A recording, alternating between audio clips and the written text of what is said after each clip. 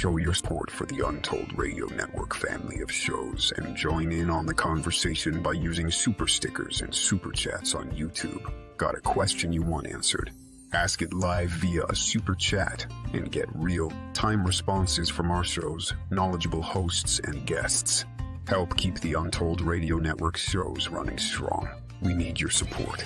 Send your super chats and stickers now.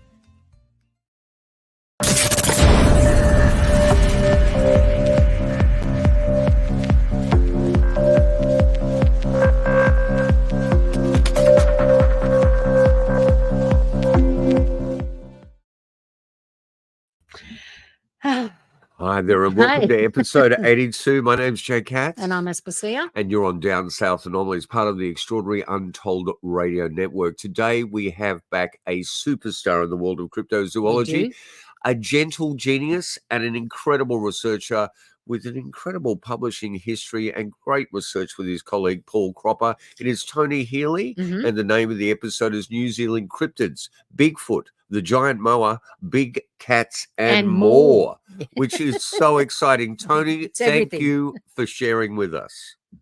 Oh, well, thank you for having me on the program, mate. Nice to see you both again.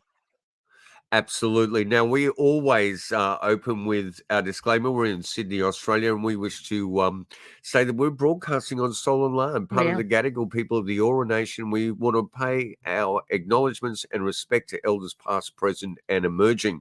And you be as well aware as we are, Tony, that it is the indigenous cultures of the world that have a tapestry for this great pantheon of cryptids that are out there, and they are the first clue to us realizing there could be some truth in their existence, even if they have evaded our sight and capture up until this point.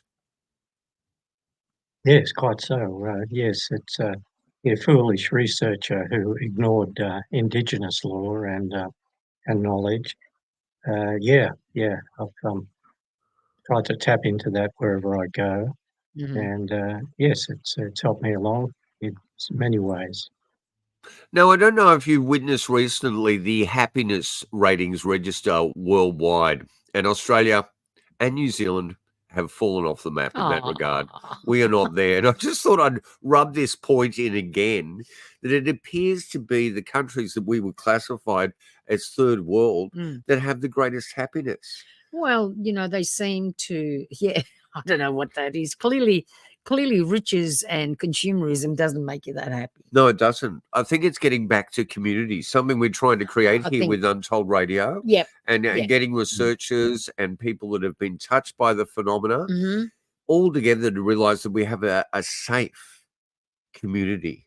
And that's what that's about. And look, the other thing too is we have to sort of pay homage to the death of an incredible director that laid the groundwork for so many other directors and actors in the world. Absolutely. 98 years of age. Not crying over that. I never thought that man would even pass away, Aspasia. He seemed to be. One man, 500 films, and I think more than 500 films. Well, and there is on the set of it's the Baker clan, is it? I can't remember the name. Ma Baker. Ma Baker. Yeah, right. Yeah. So that's Roger Corman, where he died when May the 7th. May the 7th he died. And so, Corman had a pantheon of cryptids and all sorts of supernatural aliens. And the one thing about Corman, Tony, is that if the films were bad, and 9 times out of 10, some of them were atrocious, the poster was astounding. Awesome. And the posters were, and the artwork was created way before even the scripts were written. That's what it was, wasn't it? It was, he'd give them a title and he'd say mock up, grab monsters. So we'd get this poster and he'd give it to a director and say, and here's $20,000. Now go and make this film. See what you can do. And look, he gave so many directors their start. Martin Scorsese, Peter Bogdanovich, Joe Dante, George Lucas, Ron Howard. I mean, Jack Hill. Yeah, they all started with him. Jack Nicholson. Jack Nicholson. Really? Jack? Yeah. Jack, he gave him... he did The Terror with Boris Karloff. It's like, He did Lauren Allen. Yes, Absolutely. Edgar Allan Poe there. He did the Poe, yeah. Here's Roger on the set with Peter Fonda, the late Peter Fonda on Wild Angels. Yes, with yes. Nancy Sinatra. So, of course, the pendulum is adjusting the you don't want to be under that. How about this beautiful poster for Wild Angels from Europe? With Oh, Nancy right. Sinatra. Yeah. How gorgeous. Yeah. And here's my favorite film, Ray Milland in The Man with the X-Ray Eyes. Did you ever see that, Tony? That was an amazing I film. don't know whether I did. I remember Ray Milland. Yeah, he wasn't afraid to take on difficult roles, was he? Yeah. No, he was not. Not at all. I And remember long. was astounding because his X-ray eyes 9 times out of 10 would just remove the clothing off people and they'd be naked. So that was part of the exploitation. So best wishes, good luck back to you, Roger. And you have changed the world as we know it. We just have to give that dedication because I'm just amazed. 98 years of age he was. That's pretty awesome. Well done. And he got a, I was reading, he got a Lifetime Achievement Award, didn't he? Yeah. Of some kind, or a finally out of Oscar. the Academy. He was acknowledged. Yep. Finally in the Academy Awards because, of course, his films never got a mention. But another person that really strikes me. But more people saw his films than anything that the Academy had. Of course they did. And more people were entertained by them. And why? And the thing is that Roger Corman actually played, he played to the audience and he knew the audience was the drive-in teenagers in the 50s. It started then. Yeah. So the drive-in, and he started making films for the drive-ins. No, we didn't get the photo I've got up when we shanghaied Roger Corman when we was out here. So we might put that up next week. But look, someone just as astounding, as profound as is this gentleman. And look at Tony there. Looking a bit Indiana Jones-ish and there, ready to Tony. pounce on the cryptids that appear. Look I love that shot. What have you got in your hand there? Well, that's a small statuette of a crocodile because one of the creatures in New Zealand, European British settlers occasionally said they saw crocodiles in lakes and rivers. Oh, wow. And they were the same lakes and rivers that the Maori said were haunted or guarded by the Taniwha. Well, the Taniwha is an astounding story. Maybe just tell us a little bit about the Taniwha. Well, I hasten to say before I start talking about New Zealand at all, I don't consider myself an expert on the place.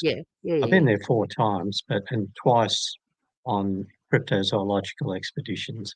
But those 2 expeditions added up to only about 2.5 months, a bit more than that. So, but you've done the field work, Tony, and that's what truly matters. And look, no one is an expert in the world of cryptozoology. No one is a true ufologist. No, we dabble, but you've been there on the ground. You've done the work. Yes, that's right. I tried, and of course, like you guys, I've looked at New Zealand material for decades.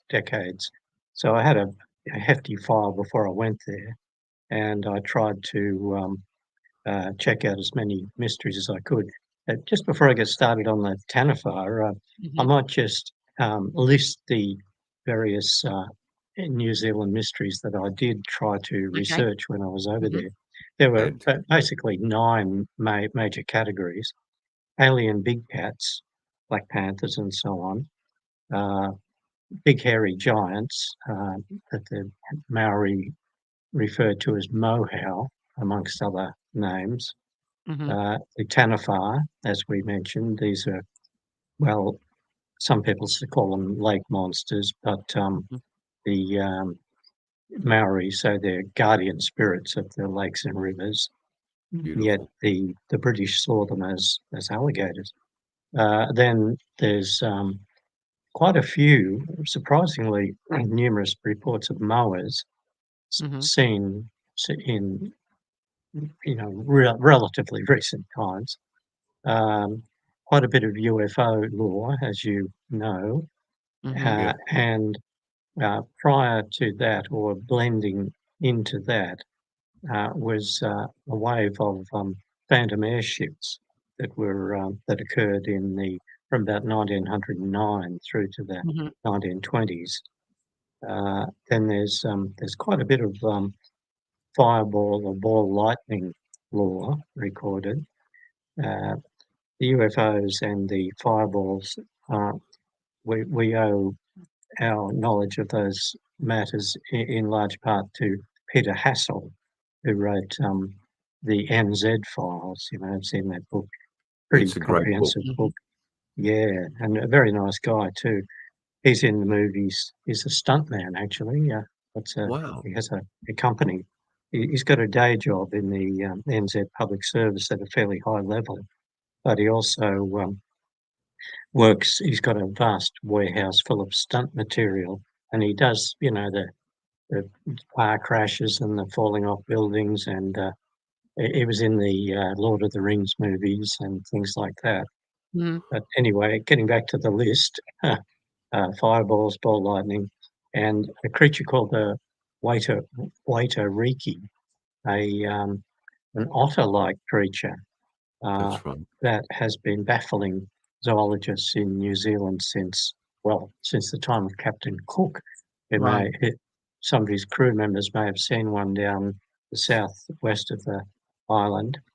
Then fast eagles, the largest, heaviest eagles that ever lived, occurred in New Zealand, and they preyed on Moehau. Oh, there you go.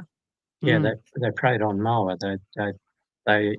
It's assumed that they just dropped down and flattened the Moehau and killed them with their gigantic talons. Got a cast over there of their one of their feet, which I'll show you in a minute if you. But anyway, the supposition is that they were there when the Maori arrived, and then Maori proceeded to kill all the Moas, and that left the Haast eagles a bit hungry, and it's assumed they died. But there have been a couple of very intriguing reports. I got one. A guy from New Zealand emailed me with a report that he and a friend saw what may have been one of them in just about 20 years ago. So it was the Haast eagles, and the then moose, feral moose in New Zealand. Wow. It's not so much it bordered for many years. It was right bordering on a cryptozoological mystery, because moose were introduced to the southwest corner of the South Island decades ago in the 1800s, and they were there. People shot them, and then sightings become rarer and rarer, and people said, "Oh, we must have wiped them out." And then every now and then, every few years, someone would swear that they'd seen one, or they'd find tracks, or they'd find discarded antlers. The antlers, of course, fall off their heads in the season. But there's a bloke down there at Teanu who has written 2 books on the mystery, and it's accepted now that there's a small number there, but it's a testimony to how elusive they can be. People almost never see them, and it's funny. I've been in Canada around moose in a forested area along a river for a few days, camping with another Bigfoot hunter, and the moose were around. We heard them really close, and there were the tracks, but we never saw them. We just never saw them. Funny. But anyway, they're the mysteries. They're the 9 things that I attempted to check out. And I should mention a couple of books other than Peter Hassel's UFO book, if you like, that people could consult if they want to conduct their own NZ magical mystery tours. I'll just I love this. Just Show and moving tell. up and show and tell. I love this. So, most podcasts are fairly static, but Tony Healy here is incredible, Roaming showing the all the room. dexterity of a much younger man. You're on Untold Radio down south Anomalies. I love this, gentlemen. Look at this. This is a library to die for. It is. These magnificent poems were produced by a retired psychiatrist, Bruce Spittle, and in them he lists and analyses all the alleged Moa sightings since they were supposed to be extinct, and they're quite tantalising. A lot of these reports. And there is, as you may know, in 1993, there was a photograph, alleged photograph of a moa, very blurry, like all cryptozoological photos, unfortunately. But it was, where the hell is it? I mean, these things are so elusive that it's hard for you when you're actually experiencing it to get that camera out and focus properly. It's always going to be a problem because it's out of the blue. Yeah, well, there's that one that the guy that was, we know there's Sumatran tigers. We know they're there. Yeah. But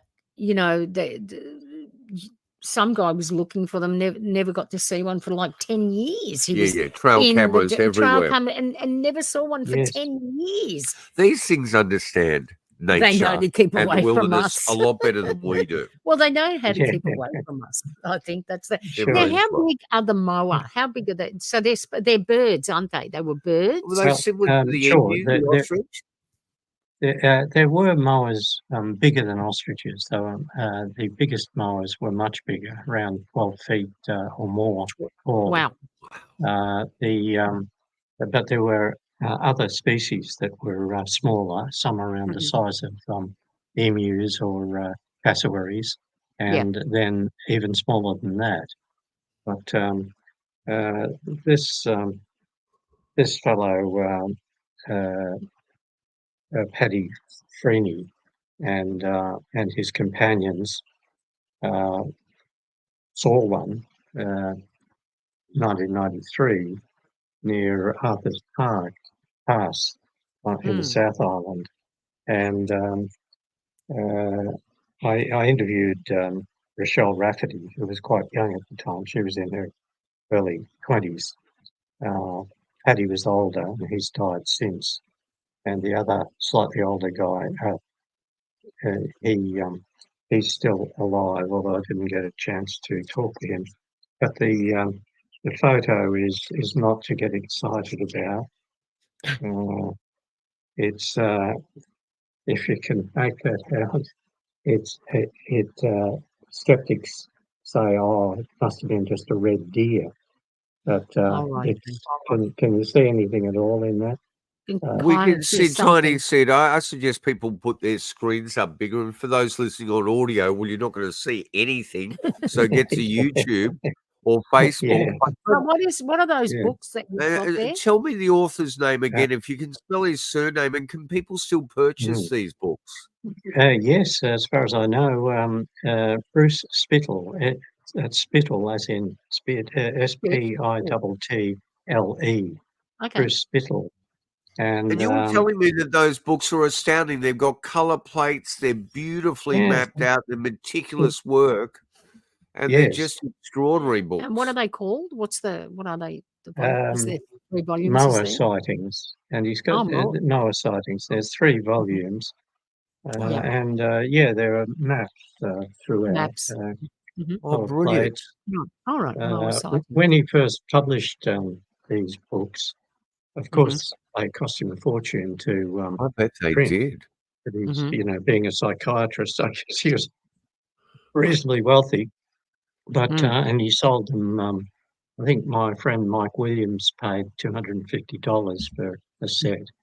But by the time I contacted Bruce, he was retiring, and I think downsizing and decluttering his premises. Right. And to my amazement, he said $15. And I Wow. thought, oh, $15 per volume. He said, no, Mhm. no, the whole thing plus postage. Fair enough. Yeah. So I Sure. said, hey, yeah. In fact, I think I'm not sure. I was going to buy two sets, and I think I did. I for give one to Paul Cropper, but I can't remember now. Maybe I didn't get around to that. But That researcher, I anyway, tell you what, Mike Williams wouldn't be happy about that.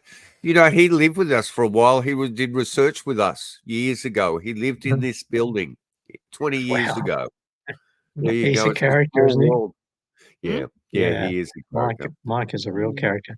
Hey, I should Mm. add that he he and Rebecca Lang, uh, their book Australian Big Cats has a Mhm. large section on New Zealand big cats.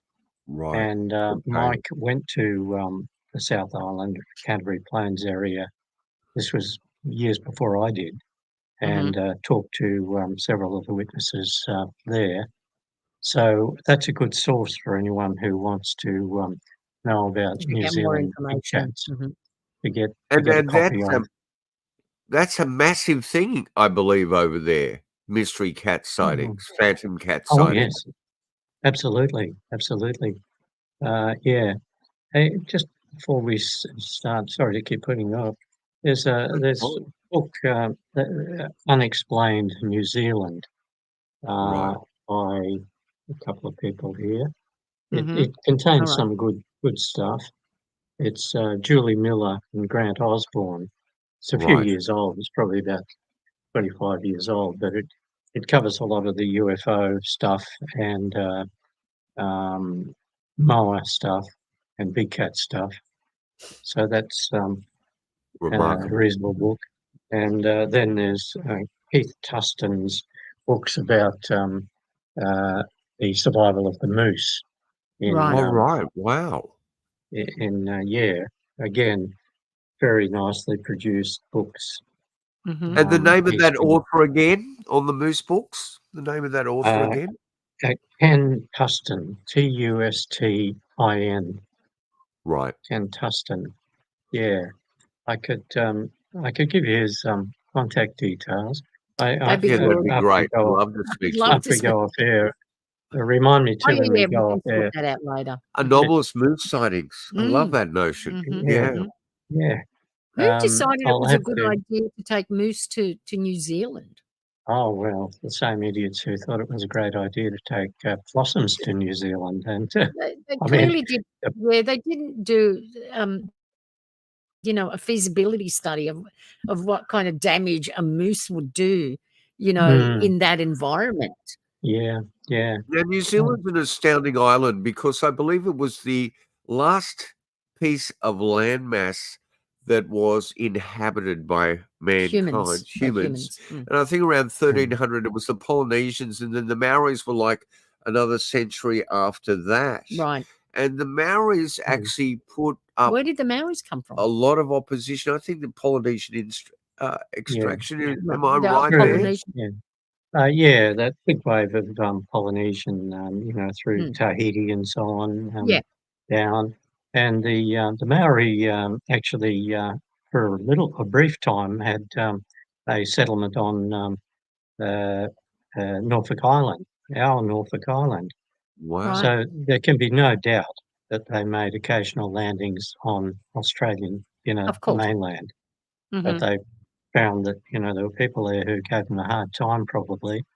But it's interesting. That's another minor mystery. Well, it's always intrigued me and frustrated me that the Maori had a name for Australia, Ulimaroa. That's what they called Australia. They knew there was this huge place over there called Uli. They called it Ulimaroa, and Which means? well, I'm not sure, but Oh, they okay. they told. Yeah, that'd be interesting to Mm. Yeah. see. But Cook made a note of that. Cook made a note of that, and Mhm. Right. so I mean, it was no big deal for him to just sail westward and hit the coast of Ulimaroa. Right. But you can look at lots of books of Australian history, the majority of them. In the index, there's no listing of the word Ulimaroa, no mention that the Maori knew the place was there. Mm-hmm. And where was I going with that? That speaks volumes to sanitizing history, doesn't Well, it? Because we've always been told, Captain Cook discovered Australia. That was exactly. always the wording. Captain James Exactly. Cook discovered and Australia. Tasmania was terra nullius, so it's Well, basically they were able to go ahead and virtually do genocide down there to a great extent. Yeah. 700 surrounding islands to New Zealand as well, and I've heard some interesting stories from some of those small islands to do with the parallel hominid.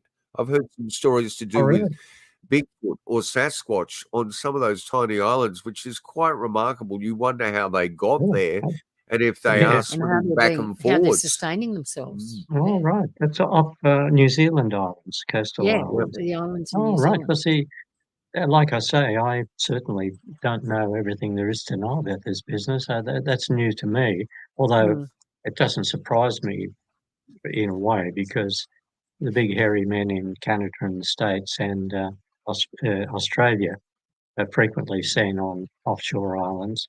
So why should the Kiwi ones be any different? That's right, exactly.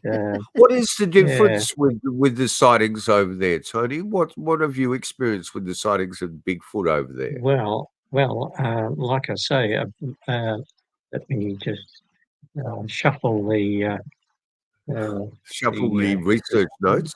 File up here. Let me see. Well, for a start, before I went over to New Zealand, my file about the Moehau was pretty thin. Paul Cropper and I had a few supposed sighting reports from the 1950s and 60s from what's the name of that peninsula up near Auckland? Good God. I know exactly what you're talking about. Go on. It's not coming to me.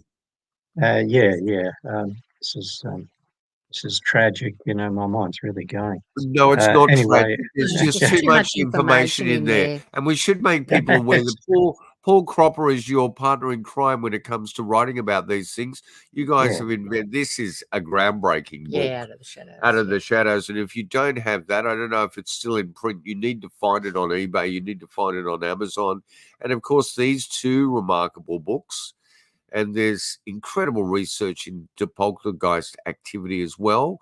But go out and find those books. And this recent one is so brilliant. Yeah. Got the whole three there's a lot of material in there. Yeah. Incredible amount of work. That one there? Yeah. Oh, right. We owe a lot to Dean Harrison of Australian Yowie Research. A lot of the modern era reports in the Yowie file and the Yowie came to us initially courtesy of Dean. And of course, there were others, and we did a lot of the legwork as well. And we should pay great respect to Dean because recently he's lost his father, and Australian Yowie Research is a profound organisation. Go up onto YouTube and listen to some of the greatest eyewitness accounts you'll ever come across. Yep. Indeed. But anyway, getting back to the hairy man in New Zealand, I'm still having a mental block about that. That's right. That peninsula near. Don't worry about the peninsula. Let's just move on to some of the interesting reports you might have had. I'm always having mental blocks. Yeah. Coromandel Peninsula. How could I forget? There you go. Yeah, there was a story from 1952 there of two unnamed men claiming to see a hairy man or gorilla on the peninsula in the Moehau Range, which is, name check, Moehau. There was also, so there were a few reports from Coromandel, which got into the New Zealand press and into a couple of Australian tabloids in the 1970s. And Paul attempted to, this is for the internet, to use snail mail, tried to contact the local press over there and the supposed witnesses, and was assured by people who said they knew all about it that it was a whole lot of rubbish. So we just put it aside. But in the couple of years before, or a few years before I actually went to New Zealand on this crypto journey, Paul started to dig up Maori lore about hairy ape men, and a lot of that is quite old, dating back to the British explorers and bushmen interviewing Maori in the 1850s or even earlier, and collecting stories of the Moehau or Moehau. They said they're basically talking about a Bigfoot-like creature, cannibalistic and violent, and there was quite a lot. There was fairly rich folklore about them on the Wanganui River. They supposedly would grab people out of canoes or anyone foolish enough to go set foot on the banks of the river up near the junction with the Manganui River. So these reports go right back, and then I received a report from 1996 of a Maori woman and her daughter who saw a hairy ape man on the banks of the Wanganui near the junction of the Manganui River. So perhaps they were familiar with the old legends, but nevertheless the site was, I thought, was fairly significant. Absolutely. Yeah. There was an NZ podcast, a podcaster, a woman called Marianne Coleman, who got in touch with me after I returned from NZ, and she had some Moehau lore, and she one of her sources was a guy called Mark Capel, M-A-R-C, Capel, and he was supposedly making a documentary about the NZ hairy man. So I couldn't get in touch with him. But as for my own research on the hairy man, I visited. There's half a dozen sites, river valleys, and locations mentioned in these old stories of Maori lore. I visited the sites as best I could, asked around, but the only two Moehau eyewitnesses I spoke to, their stories were distinctly high strangeness. Now, that didn't particularly bother me because I think after most of my life researching these things that the Yeti, the Sasquatch, the Yowie of Australia aren't entirely real in the full sense of the word. They're sort of liminal creatures. Sometimes they're here, sometimes they're not. They're in a word sort of paranormal. They're definitely people are seeing them, no doubt about it. They leave tracks. They kill animals. They may kill people occasionally, and then they're gone. So it didn't particularly worry me that the two eyewitnesses I spoke to in New Zealand both described experiences that were definitely paranormal. I could briefly tell I'd you love you their to tell us story. about that. And I think that's actually a very salient point, that they're Mhm, liminal, because mhm. you can't throw the baby out with the bathwater here, and you can't bring your own personal bias in. You have to take you have to Well, go where the research leads you, yeah, you got to go with and reports across the world. the information that the people are giving you. Yeah, but liminal's a Mhm. much nicer way to couch it. Then yeah, They're in this transitional space, and they can leave Mhm. evidence that looks like they are a well, three-dimensional creature, they and at poop, other times, and then Mhm. it explained a lot they of those poop in the footprints woods. just disappearing, Yeah, though. that's right. But anyway, we'd love to hear these stories, Tony. Thank you. Yeah, as Aspasia said, yeah, well, it's not only bears that poop in the woods. No, that's not. It's not. Sasquatches and Yowies do it too.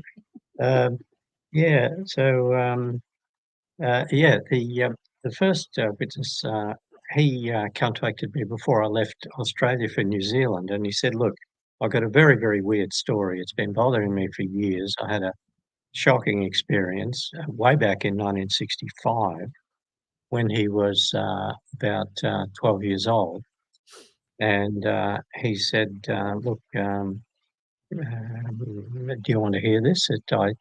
This creature was, for want of a better word, a Bigfoot. But you know, it wasn't a classic Bigfoot sighting." The story, very briefly, was that he and a young mate, same age, uh, had gone down to a beach at New Plymouth, only a couple hundred yards from their houses, to collect bamboo to make bows and arrows. And it became dark fairly quickly, and they said, "Oh God, we won't be able to do much here." And they were just standing there above the beach, and they saw a light approaching over the sea, and they thought, "That's strange. Mhm. That light appears to be coming closer and closer," and they assumed it was a boat. It was at that level. And then they became alarmed. They said, "That boat's going to crash into the rocks just off the beach. Perhaps we better run and get our parents to phone the Coast Guard or police." Anyway, the light came closer and closer, and then it, a huge figure burst out of the scrub right next to the beach, Wow. pretty much in line with the light and them. And it was this 8 foot tall humanoid shape. Oh. He said he couldn't swear that it was hair covered, it was just black. And the arms were exceptionally long, but the arms, as in a few Bigfoot and Yowie cases, the arms didn't swing as it ran. They were just down by its side. It was Mhm. running along like that in this unnatural posture. And it appeared to be running. Well, as soon as they saw it, they started running and looking back and stopping, and it appeared to be running to cut them off from the track that would take them back to the houses. And they ran like hell, and eventually got up to the crossroads at the top and turned around and it was gone. End of story. Except this guy has had mild PTSD ever since. He Right. took me to the spot, and he said, "Oh God, the hair on the back of my neck's going up. I'm feeling fragile and emotional." And he said, "I always feel like that when I come back here." But that's Paul Braxton of New Plymouth. He lives at Rotorua now. Anyway, very nice guy, had a long career in the merchant navy, and intelligent man. Anyway, I said, "Well, okay, I believe you. He's obviously telling the truth." Um, and I made notes of some other things he told me, which I'll perhaps refer to in a minute. Then I headed on down uh, the coast of the North Island towards a town called Levin, looking for a little lake where British settlers said they saw crocodiles in the 1850s and 1860s and 1870s. They saw them on and off for years. 10, Wow. 12-foot tall crocodiles. They swore there were crocodiles there. And But there's no this was crocodiles there. Is that no, well, crocodiles never existed in New Zealand except right? in way back in prehistory. There's Okay. there's a crocodile fossil found from up northern part of New Zealand, but this lake and virtually every other lake in New Zealand has its resident Taniwha. The Maori, as a Maori elder told me, the Taniwha are the guardians of our beautiful jewels, the lakes and rivers.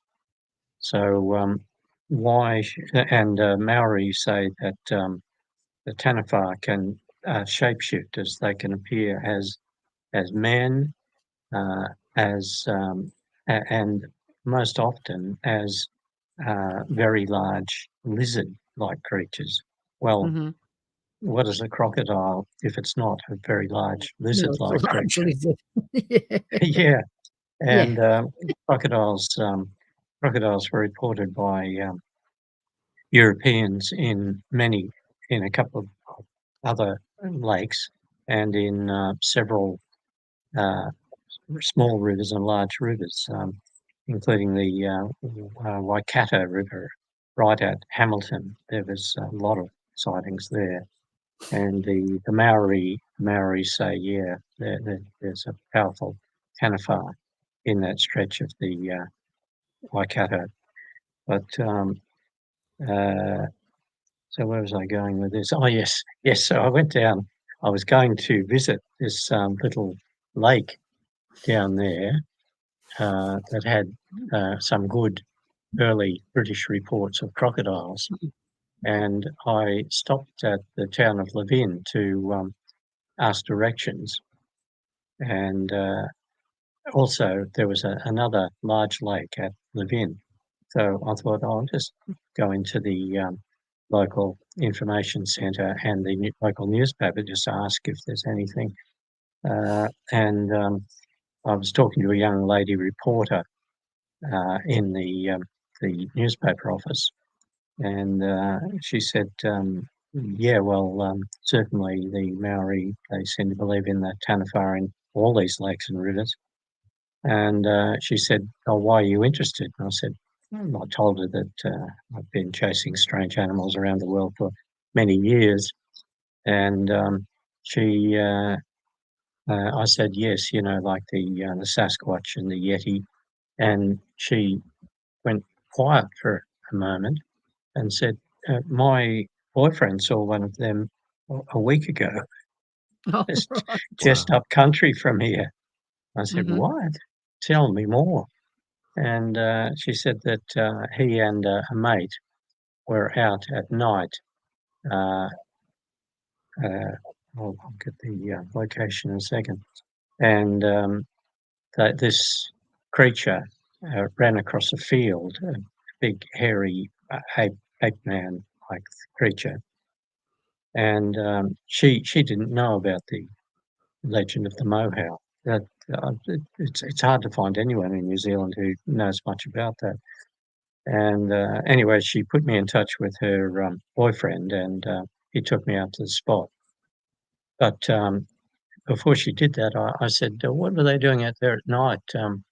And are they stargazers? And she said, oh, no, they were out there looking for the floating lights that they've seen out there on many occasions.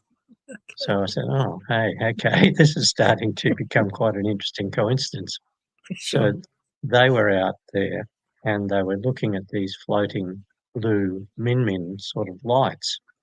And then suddenly, thump, thump, thump, thump, thump, this creature comes running bipedally across this paddock right up to a fence that was just a matter of like 4 or 5 paces from where they were, Wow. and it stopped at the fence, and they just stared at it, and then jumped in their car and took off. So, what are the odds that that I interviewed that guy less than 36 hours after I was talking to Paul Braxton about Mm, a rather similar event up at New Plymouth in mhm. 1965. So what are the odds, really, that Yeah. the lights and then the being chased The by appearance. a hairy Yeah. man or Mhm. a Bigfoot-like creature? Yeah. Anyway, I, of course, interviewed Paul and this fellow, I think his name was Tom Rowe, the witness down near Levin, and I got to know both of them, particularly Paul Braxton. And lo and behold, both of them have had many other strange experiences in their lives.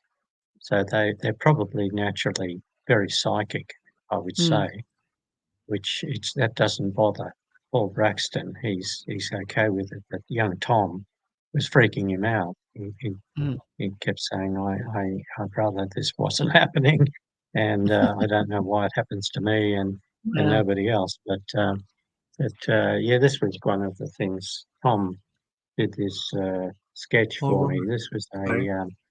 a big sort of fireball, the biggest of Mm, the floating lights that he and his mates saw, and they'd been out looking for these floating lights, and mhm. then the phenomenon, as it were, followed them home and disappeared over the side fence of Tom's grandmother's place where he was staying. Huge And big is thing that a about beam of light coming down from a Tony? And what would the size of that orb be? that Any was big. idea? It was like about the size of 3 soccer balls, really big and Wow. Right. blazing red. Like he said, like, when you see the close-up film of the sun, that sort of moiling, boiling Yeah. look. But this was Fascinating. red, and that's a fence. He'd Yeah. drawn the fence there. So, yeah, so they both had high strangeness sightings.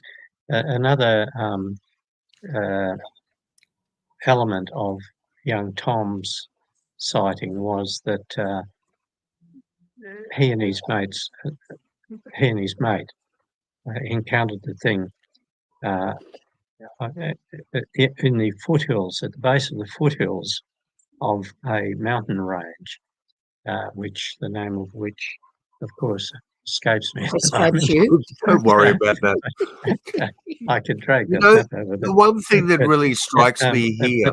oh no, I should just continue just this little bit. Yes, Yeah, yeah, yeah, Sorry. yeah. please. In my further research, I found that Maori said in the 1800s that mountain range was the abode of the Moehau. Wow.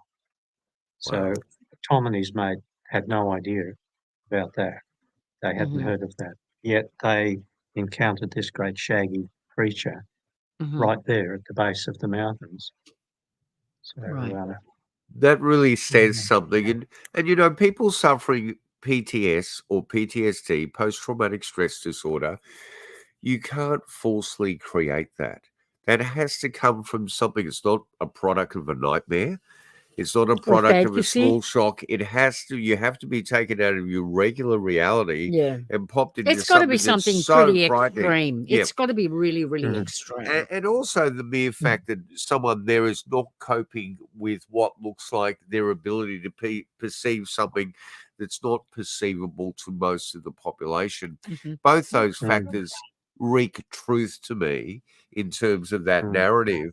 And there's, the midlight phenomena in Australia, the Earthlight phenomena in Britain, the Martha light phenomena in the US. Again, just like these parallel hominid sightings, they are mm, ubiquitous to the world. They're under different names, of mhm. course, but they're a Yeah. worldwide phenomena. Yes. Yes. And as you know, uh, it's not uncommon for uh, 2 or more categories of Fortean phenomena to occur At the in same time. exactly the same place, Yeah. in window areas, as you might call them. Yeah. So, several of the areas I went to in New Zealand seemed to be possibly window areas. There were places like down in Invercargill where there were big cat reports. Going back in time, there were phantom airship reports. In more recent times, UFO reports, and big cat and Mero, Harry Manlaw, all pretty well in the same area there in Southland, and also the Waitoreke, for that matter, the otter-like, mysterious, elusive otter-like creatures. Tell us a little very bit much about in that. That's fascinating. I love this story of the anomalous otter. Up there with yeah, the anomalous moose. Well, the moose, we yeah, know why the moose is there. It got introduced, but yeah. nobody's Well, claiming the introduction of the otter. Are they? well, some people say, well, it must be that someone released otters in New Zealand.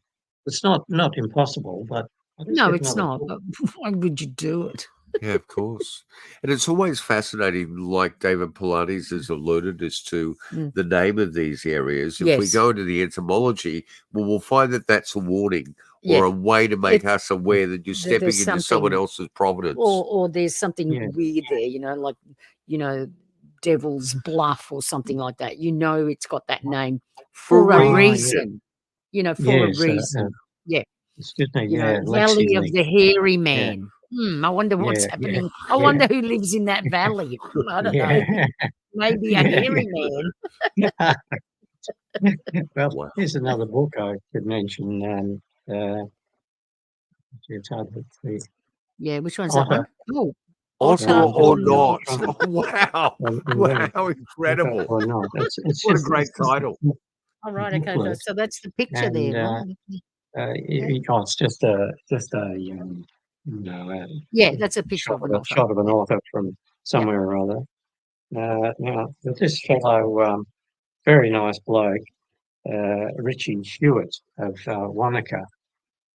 He's a retired bank manager, Right. but nevertheless, even though he's a retired banker, he's a nice bloke, very nice bloke. Lots of money. That's- Can print their own stuff. and Psychiatrists and bank managers in New Zealand.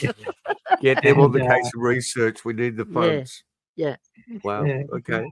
but this booklet of his, it's in A3 format. It's a bit of a Gigantic. handful, but Yeah. he's got scores of Waitoreke sightings, like people who had seen otters many times in Europe, saying, "Well, you must have them here because we just saw one, or we just saw two." Sometimes they'd see 3 or 4 together, but why are they so damn elusive? I mean, all the other creatures of New Zealand have been shot and stuffed and rendered extinct, Yeah, right. some of them. But Yeah. so, and these there's, ones. otters could very easily live in New Zealand with all the streams and the fish and so on. Yes. And I didn't have too much trouble tracking down eyewitnesses. There was a guy, Paul Mutch, M-U-T-C-H, and he and his sons, when they were fishing in 2013, they had 1993, had a very close encounter, just a matter of a couple of meters away, and he said it was certainly an otter. He couldn't say what species. He theorised that it was a Malaysian or a Malayan otter. Okay. It's smaller than some of the big European otters, but certainly a lot of people who were in a position to know what they'd seen Right. said that they'd seen otters. Others weren't too sure. They said, well, it was, and they described it, well, it was the size of a big rabbit. It had a long tail, and but it wasn't a stoat. It wasn't a ferret. See, they got feral ferrets in New Zealand too. Right. So a lot of people had to emphasise, no, it was not a ferret. I know what a ferret looks like, But ferrets and are it pretty wasn't a possum. small compared to otters, Yeah, isn't that right? they're Yeah. smaller. Yeah. Yeah. Anyway, the Waitoreke, A little state there. the most renowned early explorer of New Zealand, a naturalist called von Haast. Mm-hmm. He never saw a Waitoreke, but he saw many tracks. That's my little stoat. There you go, where'd you get that? I've got a full size deer in the house, in the lounge Oh, dear room. me. I love Wow. taxidermy. I Taxidermy is think my thing. what's going to happen is when I leave the planet, I'll be stuffed and put in castles. So that's a little stoat. Oh, that'll be a collector's item. Where's that? Is it? I don't know. Oh, I've actually got a Malaysian deer mouse too. I know there. Anyway, let's not go there. I've got a whole bunch of things. Oh, there you anyway. go. Yeah. I've got a whole wall there. But anyway, anyway, von Haast, he saw tracks that he was convinced were otter. There's my Malaysian deer mouse. Oh, gee, yeah, they're amazing little creatures, eh? Yeah. Sorry? They're an incredible creature. They're very alien looking. They are, and they've got little tiny hooves. You can see they're tiny little things. Tiny little hooves. Yeah, Malaysian deer mouse. Wow. Anyway, you don't want that in your cupboard, that's for sure. Going through your rice bubbles or your cornflakes. Anyway, all right, that's enough show and tell my taxidermy.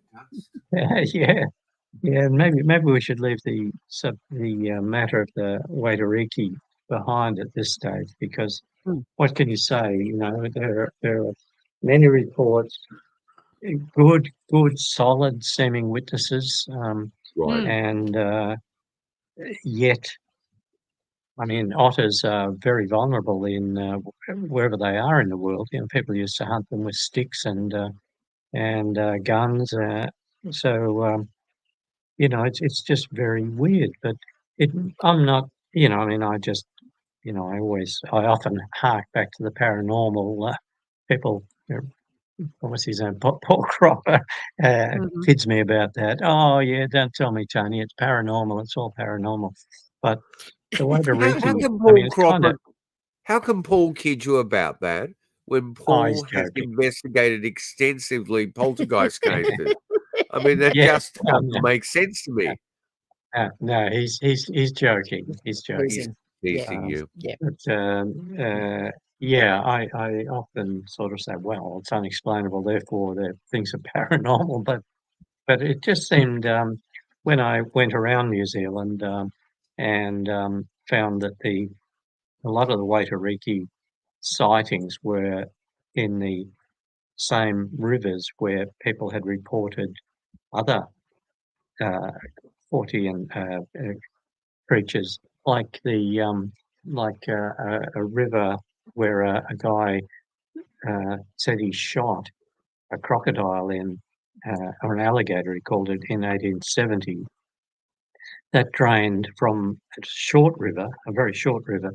It drained from a small lake near Dunedin, and that lake had multiple Waitoreke sightings, even up into recent years. In the 1980s, I think it was, an expedition was mounted to really comb the area. It was one lake, but other small lakes connected with little streams, and marshy in parts. So ideal territory for otters. So the expedition didn't do any good finding the Waitoreke, but I talked to one witness there and got the details of other people's witnesses. But then I noticed that one of these old reports said that a fellow shot an alligator in that river that drained from the lake. So, and that's not the only one. There's as I said, there are other areas where the Waitoreke were reported close to areas where other weird phenomena had occurred. Mhm. So let me see. Oh, we dipped into the hairy giant, and as I say, there's you've mentioned yourself that you have reports from offshore islands, so you may well have as many NZ hairy man reports as I do, and I don't have that many, but no doubt there are some Kiwis that we don't know about who are Of really course. getting into this. Yeah, absolutely. Don't know Just who they wondering, are, but was there any dogman sightings? Have you heard of that in terms of New Zealand? no, not that I know of. Yeah, that's one creature I don't want to run across. They sound Yeah. You must have very reported good. them here in Australia, though, Tony. Have you must have come across eyewitnesses to them in Australia. Well, yeah. Um, some of Or do you the hold not much validity to it?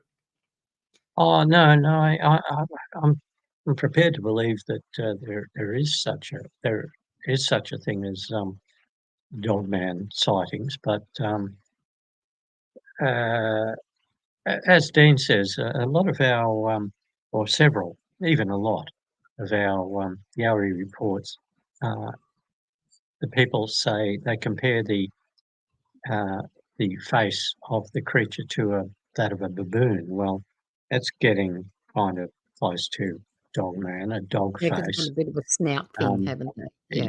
Yeah, Mm.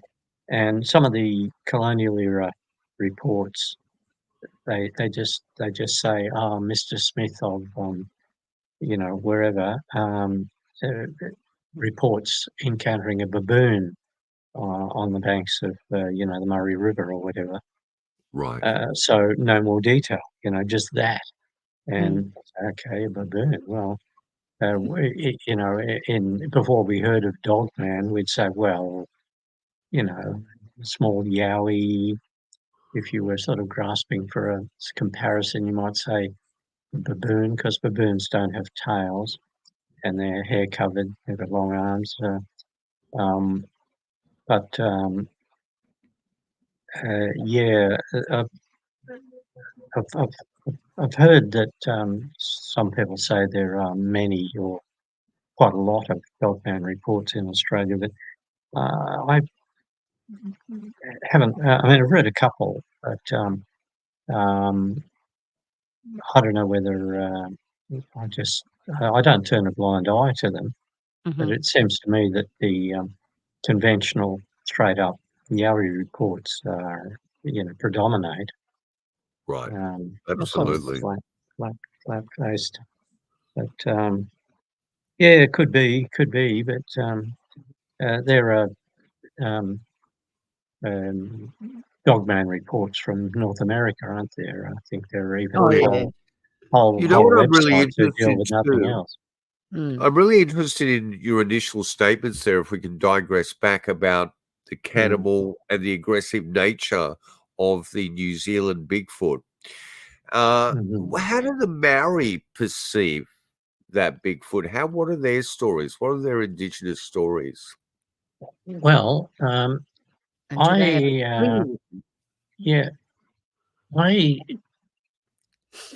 apart from one guy, I never met a Maori over there who knew about the Moehau. Right, It right. doesn't seem to be uppermost in their uh, in their folklore or talked Oh, about. They really? talk Or is they it talk sacred plenty. knowledge that they don't Um, articulate? no, I don't know.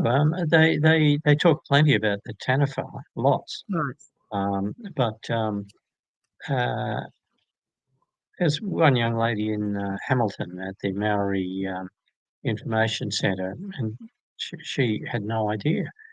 So I gave her copies of these old 19th century Moehau reports, and said, well, she said she would show them to some of the elders and see what they had to say, but I didn't get any feedback on that. I gave her my contact details. No, there was one Maori elder I spoke to. He asked me, this is no doubt frustrating to the listener, but he said, "Look, I'll speak to you about a few things, but I don't want you to identify me, okay? And don't even say where I live because that'll tip people off." Because I went to his uh, village to check out one strange story, and I found that it was, there was some basis to it. And he said, "Look, would you do me a favour and just not?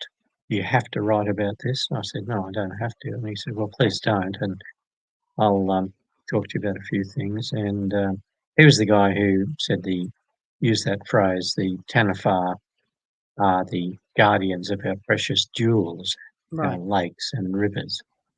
And he talked about other guardian spirits, and he said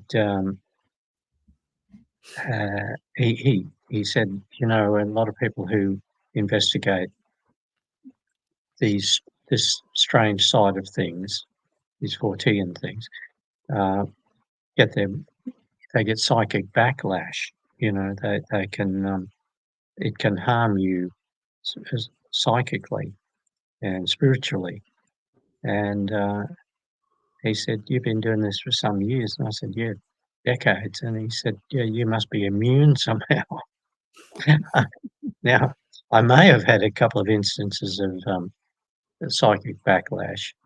I was warned about it in Scotland, actually, by a young woman who claimed to be psychic at Findhorn, that place in Oh, yeah, Scotland. it's amazing. Mhm. Where the vegetables Where grow to enormous size yeah, and they see floating lights there all the time. and Yeah.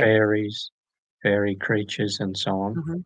Anyway, I went there um, with Joe Zarzinski, the Lake Champlain monster investigator. We both were at Loch Ness at that stage. That was 1979, and we Is went this up a there. picture of you at Loch Ness with Doc Shields? Very No, bad hair that's no, day for Doc Shields, I think. no, no. That guy on the left is John Downs of Oh, the right, okay, Centre I'm getting for. him confused there because his face is partly obscured. Yeah. He was a good friend of Doc Shields, Right. Right, and right. There you go. John still runs the Centre for Fortean Zoology, and that little woman there, little lady, is his mother-in-law. All right. And but yeah. So anyway, Joe Zarzensky and I went to Findhorn, and we just hung around, and pretty soon we're talking to people who had seen fairies or little floating orbs or big floating orbs, and a couple of UFOs, and saying, "Oh yeah, well, could be, uh, and interesting. I talked to a couple of Australian volunteers there, young people. One young guy told me of seeing a strange, I suppose you'd call it, fairy-like creature on Mount Tamborine in southeast Queensland there, and another young woman who saw uh, tongues of flame, floating fireballs in Kangaroo Valley when she was very young, and she and her brother called them the little people. I said, "Why'd you call them little people if they were just flaming orbs?" And she said, "We don't know, that we just felt that that's what they were." Anyway, another young woman, American woman, I said, "Yeah, Joe and I are going back to Loch Ness now." And anyway, she said, "Be careful, be careful. You're dealing with some potentially dangerous stuff there." Oh yeah, well, took that warning on board, but other people have told me, try to keep your psychic defences up around Loch Ness or any supposedly monster-infested lake.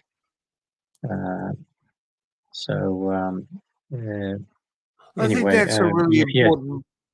I think it's an important point for researchers to be aware of. I mean, I've heard all sorts of things about carrying silver on you, and silver can actually grasp that negative experience Right. and take it away from you.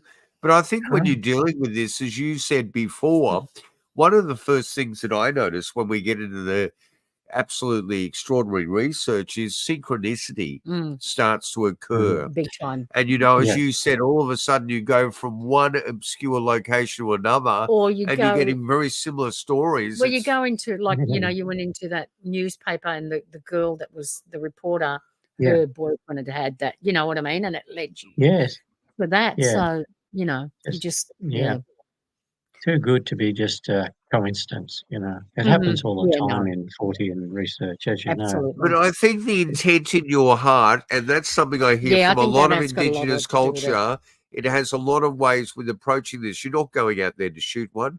You're not going out there to harm one. Yeah. You're going out to document something where people have had a glimpse of another reality. Yeah. One of the other things I really wanted to follow up with you, and I'd like to do an entire episode at some stage in the future, is about these anomalous big cat sightings, aka the panther, that appear around Bigfoot sightings, Sasquatch sightings, Yowie sightings, Moehau sightings. Now, were there stories of them in New Zealand? You're aware of anything like that where there would be these phantom cats as well? Well, I was on the lookout for correlation like that while I was there. And I spent quite a bit of time on the big cat Saturday because that was the richest. There were many, many reports of black panthers and cougar-like creatures. There's two. We have the two different types of cats reported in Australia.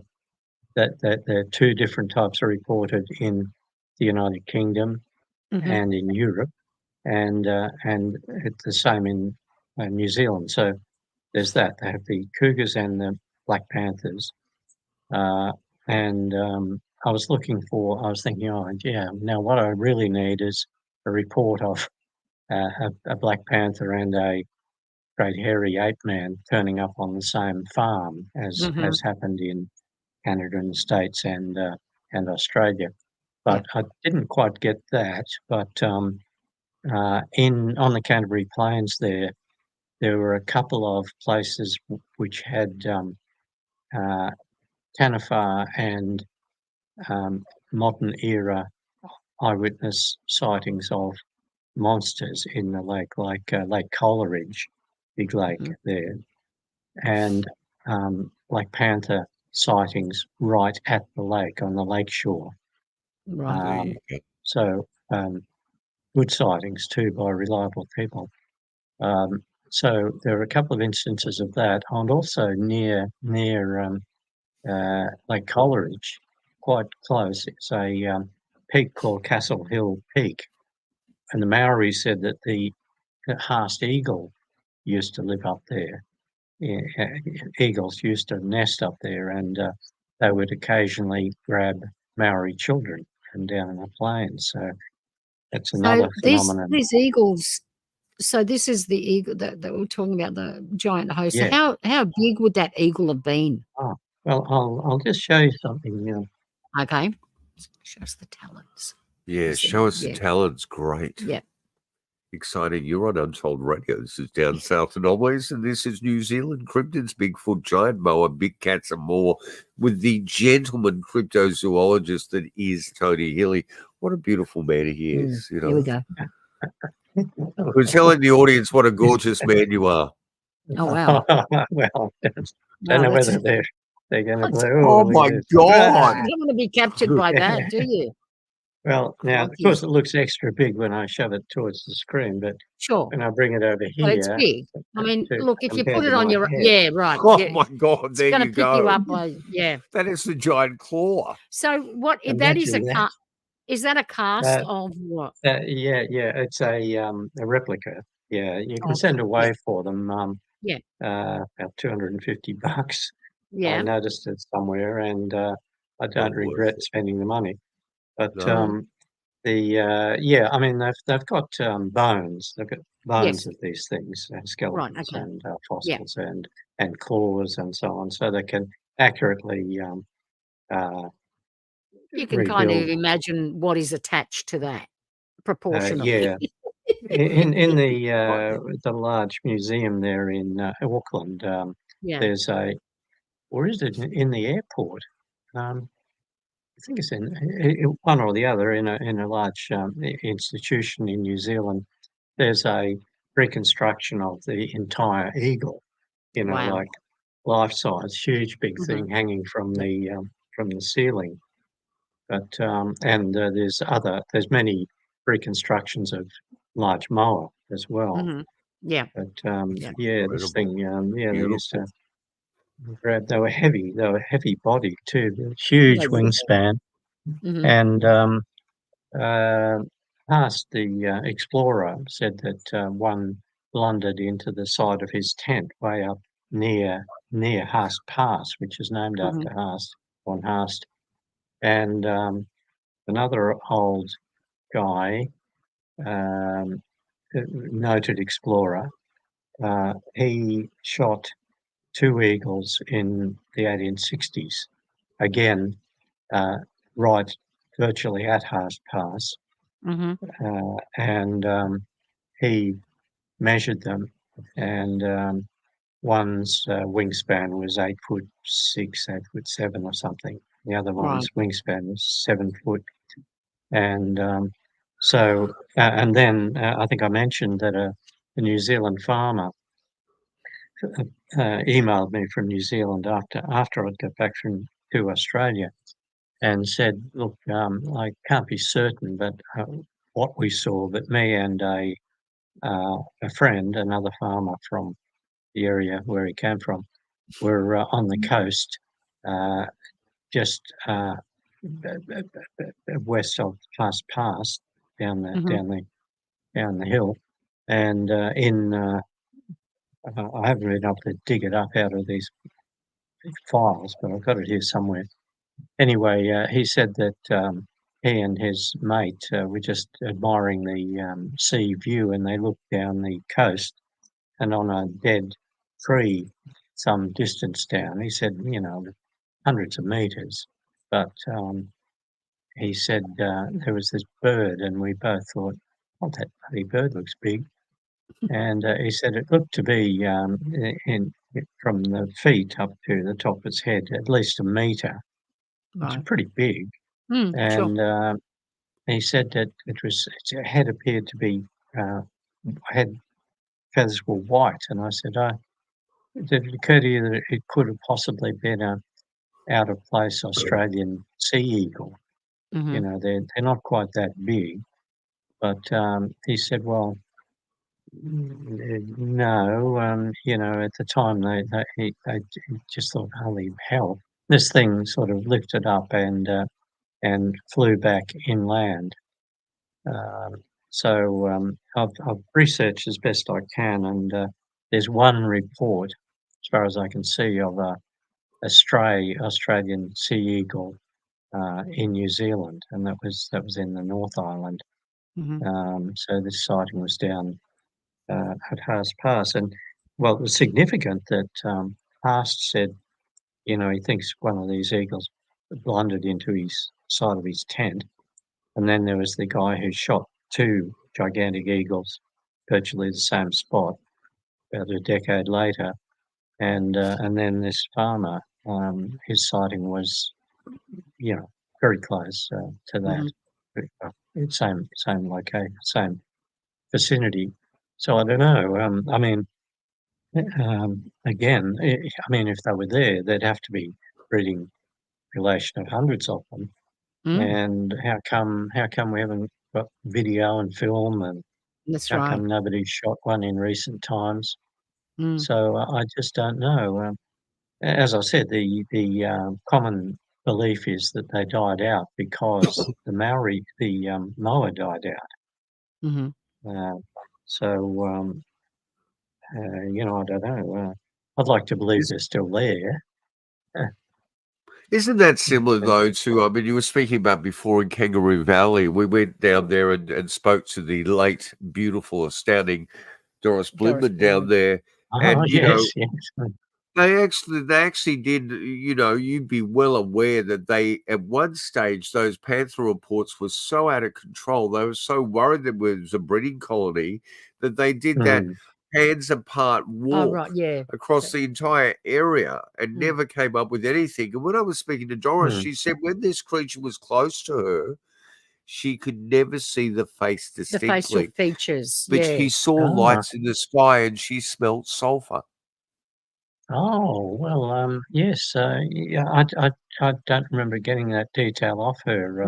You must have drawn her out a bit better than we did. She liked we Jamie. we did see tracks just across the road from her place, though. Right. Wow. Yeah. Well, that we didn't see. Right. Yeah. We had interviewed what was his name? Rodney, the ex-sea captain, who lived up on the top of the ridge. When you go over going over towards Nowra. Right. And he and his daughter and their neighbours had all seen this a big black panther. He assumed was a black pigmented leopard walking across their property, and they called it that the creature left dozens of tracks walked right across a newly bulldozed area, and so. They called a ranger straight away, and the ranger came up and made plaster casts. And Mr. Knowles, he allowed us to make a copy. So the panther track is it's big as my hand, Wow. 4 inches across and big. And I showed it to Harry Butler, the wildlife expert, and he said, "Well, it's a big cat, all right, about the size of a leopard." Right. So anyway, at Kangaroo Valley, as you say, there were many reports, but and that was the first time that I became aware of a place where cougar-like cats, sandy-coloured cougar-like creatures, were seen hand in glove with Black Panther-like creatures. Which makes no sense zoologically, right? It's just makes no sense because, well, as you know, mountain lions don't occur in the black colour. They don't have black coloration at all. There's no such thing as a panther, really, is there? Black panther. We've put that word together. Yeah. The when people see big black cats, they say Black Panther, and a lot of people think there is a distinct species of cat called the Black Panther, but in fact they're just black leopards, leopards who have more melanistic coloration, so that they have a black coloration overlaying the spots. So there should be. We have many Black Panther reports in Australia. So we should have many reports of spotted leopards in Australia, but they're very rare, very few and far between. So the leopards or the black panthers can't account for these big sandy-coloured cougar-like animals. They just can't. And so there was a young guy that we interviewed at Kangaroo Valley who'd seen the two different types of cat together. He and a mate were sneaking up on some rabbits and came up to a little rise behind a log, and there were these two different types of cats stalking the rabbits, and then the cats ran downhill, apparently unaware of the boys, towards them, and one was sandy coloured, one was jet black. So since then, of course, like you, we've heard many accounts of big black cats and big sandy coloured cats seen together or on the same farms or in the same vicinities on many occasions. I've interviewed people on one of those Well, you know what? It in makes New me Zealand. ponder. I'm sorry to interrupt you there, but it makes me Yeah, ponder sure. this notion that these cats and these orbs, and especially you being one of the only researchers I've ever heard articulate the notion of Bigfoot and these cats seem to come in tandem. But it makes me think that these cats and these orbs, in a way, are a sign telling us that we're entering an area of high strangeness and that sure. other things are going to occur as well. And because they're so frequent. Yeah. Yes, it's quite marked, the conjunction of Black Panther reports and big hairy man reports. It happens many places in Canada and the States, and here. There are increasing number of Bigfoot reports from, unlikely as it may seem, the UK these days, and some of them sound just as credible as reports from Canada. Given that there are many Black Panther reports in the UK, I wouldn't be at all surprised if there are some properties over there that have had both types of cryptid reported That's a together. very important point. Yeah. Very important point. Look, we have taken way too much of your time, and I would love to speak to you for days. It's always fun talking to you, mate. I'm wondering if there's any important things you want to sum up in. And the other thing I'm so curious about, and I've always been curious about, is these fairy stories. And I take it that New Zealand has the most incredible. I mean, it's very volcanic, New Zealand, isn't it? Yes. And we've heard stories of sort of islands with craters, the Tapapangu. Am I getting that wrong? Is a big magnetic anomaly over there. It's a really, really unique and beautiful landmass with its surrounding islands. I'm just wondering, does it have any fairy stories? Oh, yeah. I didn't get heavily into those, but yeah. What are they called again? The Maori word, but at that peninsula, it's eluding me again. Don't worry about the word. Let's just move into the story. God, it's driving me nuts. I'm like that too. Don't let it worry The you. Coromandel Peninsula. Good on you. That has produced. There is Maori fairy lore there. That's even stronger than the big hairy man lore. But as far as I could gather, the Maori, I only talked to one old lady there, but from what I've read and from what she told me, the Maori say that the little fairy creatures are red-headed. Seems strange. I mean, given that before the Pākehās, before the white people got to New Zealand, Maori wouldn't have ever seen red-headed people. No. So they say these little red-headed fairies. She told me they'd been seen around the village there at Coromandel. But I know there are fairy stories from many other areas, but I didn't actively pursue them. I mean, I kept my ears open, but no more fairy lore came to my attention while I was there. Tony, you are a gem of a human being. You're a real gentleman when it comes to cryptozoology, and we must stress to people to go out and purchase these books. Out of the Shadows is your basic foundation stone to Australian cryptozoology. Yep. The Yowie and the Yowie Files, both those books need to be together. The work that Tony has done with Paul Cropper is astounding. Their research into poltergeist cases around this country in Indonesia is like groundbreaking and so respected, especially by the people at 40 and Times that know what they're talking about. You are a gentleman and a scholar, and we truly appreciate who you are and your generosity. We adore you, Tony Healy. Thank you Yeah. so much for being part of the Oh, podcast. you're much too kind.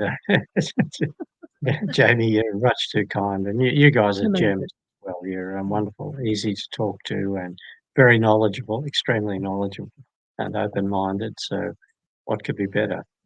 But I couldn't agree with you more. That you're open-minded and generous. You know, the other thing is Tony's dealing with a very sick brother at the moment that you're looking after. And so your time is even more extraordinary that you've given us to us today, more precious. We much appreciate We it. wish you all the best for your brother and yourself. And we thank you so much for who you are, Tony. And people can reach out and buy those books. Are you still taking reports? Is there some way that people can get in touch with you on the internet? Yeah, well, Paul Cropper and I have a website, the Yowie file. To be honest, I haven't looked at it for ages. Paul tells me it's still up there. But Paul will be feeding you all the data out of there that you need. Probably best. We work pretty closely with Dean Harrison at Australian Yowie Research. So I think it's probably indefinitely best if they go straight to Dean. Yowiehunters.com. That's the YowieHunters.com. website of Australian Yowie Research. And we might actually put a link up to yowiehunters.com in the show notes for this podcast. Yep, no problem. They'll be there.